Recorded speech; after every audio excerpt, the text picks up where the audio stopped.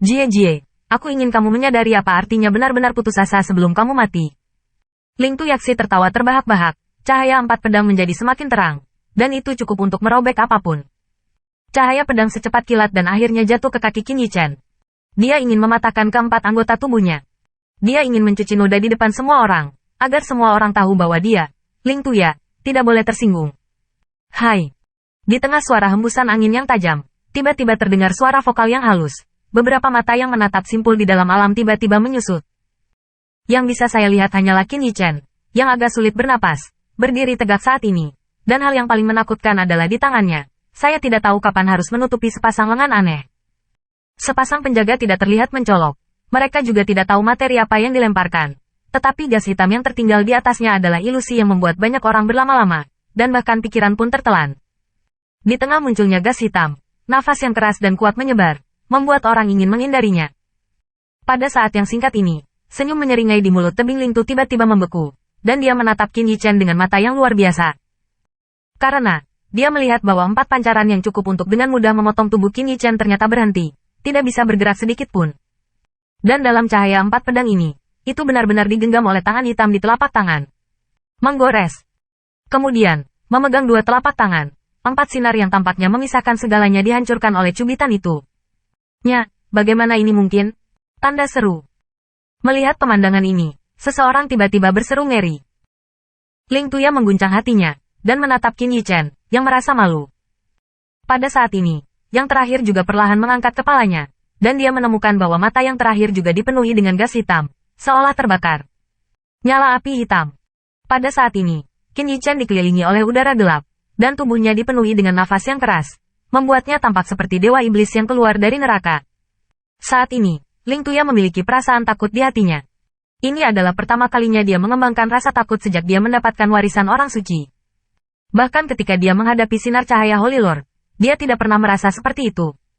Tetapi pada saat ini, dia takut dan bahkan ingin melarikan diri. Meski dia berusaha keras untuk mengakuinya, kesadarannya menyuruhnya untuk menjauh dari gas hitam. Pikiran ini baru saja terlintas di benaknya, dan saat berikutnya, Ling Tuya dipenuhi amarah, dan dia meraung, bocah keji. Pergi ke neraka. Dia memegang pedang suci. Dia penuh dengan prestise suci, dan bergerak menuju Qin Yichen untuk membunuh. Tampaknya hanya dengan mengalahkan Qin Yichen untuk membunuh penghinaannya. Ah! Melihat tebing yang tersisa yang terpesona oleh amarah, sudut mulut Qin Yichen menimbulkan lengkungan dingin. Menghadapi tebing Ling Tu yang memegang pedang suci Changlan, dia benar-benar maju dan menggenggam telapak pedang suci Changlan secara langsung. Apa yang dia lakukan? Apakah dia ingin mengambil senjata suci dengan tangan kosong? Tanda seru.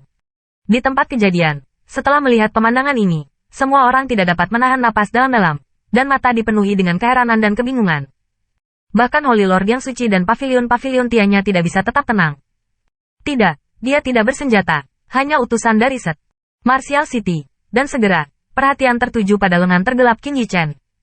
Itu adalah sepasang pelindung lengan, dan bahkan dia tidak bisa melihat terbuat dari bahan apa. Meski pelindung lengannya tidak terlihat begitu cerah, namun gas hitam yang menempel di pelindung lengan membuatnya berdebar. Gas hitam itu, untuk pertama kalinya, utusan dari Set Martial City ini menunjukkan kehati-hatian dan kekhawatiran. Dia merasakan yang tidak diketahui dan jahat di udara gelap itu. Bahkan, dia bisa dengan jelas menyadari bahwa setelah kemunculan Armeguats ini, nafas Qin Yichen berubah. Tidak lagi damai, acuh tak acuh, tapi kekerasan dan pembantaian. Dan saat ini, di tahap bela diri, 2 orang telah menghubungi. Dentang. Ketika semua orang berpikir bahwa tangan Qin Yichen akan dipotong, pedang suci itu dipotong dengan kepalan tangan tanpa gas, dan terdengar suara emas dan besi, seperti yang dipotong pada balok besi. Sama seperti di atas. Tentu saja, itu tidak bisa hanya besi. Bahkan senjata spiritual yang luar biasa, di bawah pedang suci Changlan, pasti akan terpotong. Dan itu hanya kepalan tangan. Bagaimana bisa? Tanda seru. Adegan mata ini membuat Ling Tuya tiba-tiba kehilangan akal. Kesempatan bagus. Qin Yichen pasti tidak akan melewatkan kesempatan besar ini, mengubah telapak tangannya menjadi telapak tangannya dan merebut bilah pedang suci Changlan. Kamu mencari kematian. Ling Tuya tersadar dan segera mendesak Seng Wei untuk mengikuti pedang suci Changlan. Luasnya bergerak dan bergerak menuju Qin Yichen. Ah! Sudut mulut Qin Yichen sekali lagi memicu lengkungan sarkastik, dan gas hitam menyebar di sepanjang telapak tangannya, naik ke pedang suci. Cici. Tiba-tiba, suara keras terdengar dari bilah pedang suci Changlan. Saya melihat bahwa cahaya suci dari pedang asli telah terkikis setelah bertemu dengan gas hitam. Apalagi tanda-tanda korosi sangat cepat. Seketika, seluruh pedang yang mempesona ditutupi dengan lapisan gas hitam, dan gas hitam itu dengan cepat menyebar ke prajurit yang tajam, dan juga meluas ke telapak tangan Ling Tuya. Apa? Petik 2. Tiba-tiba, dari mulut tebing Ling Tu, jeritan yang tidak menyerupai manusia, dia dengan cepat mundur, dan bahkan pedang suci Changlan pun tidak peduli. Muridnya melebar, menatap telapak pedangnya. Ada sinar gas hitam di telapak tangannya, dan dia mendesak Seng Wei untuk memusnahkan gas hitam ini. Tetapi gas hitam itu tidak mau kalah sedikit pun, melahap Seng Wei, dan dengan cepat memperkuat dirinya. Tapi sesaat, sinar gas hitam asli berubah menjadi bola, mengelilingi telapak tebing Ling Tu, dan perlahan-lahan bergerak menuju lengannya. Tidak. Petik 2. Ling Tuya berteriak. Dia melihat telapak tangannya membusuk oleh gas hitam, hanya menyisakan kerangka, lalu dia mengatupkan giginya, dan Seng Wei memadat menjadi pisau, dan memotong telapak tangannya yang hitam. Seluruh proses berlangsung dalam waktu singkat, dan bahkan banyak orang belum bereaksi terhadap kejutan pedang yang diambil Qin Yichen. Hanya untuk melihat bahwa pedang suci di tangan Ling Tuya diambil oleh Qin Yichen, Ling Tuya dengan cepat mundur, dan kemudian, dengan satu tangan patah. Darah menyembur. Pada saat ini, pemandangan yang masih sangat bising, anehnya sunyi, dan hanya suara angin dan wajah tertegun yang tersisa. Di mata itu, mereka terkejut, dan bahkan bingung.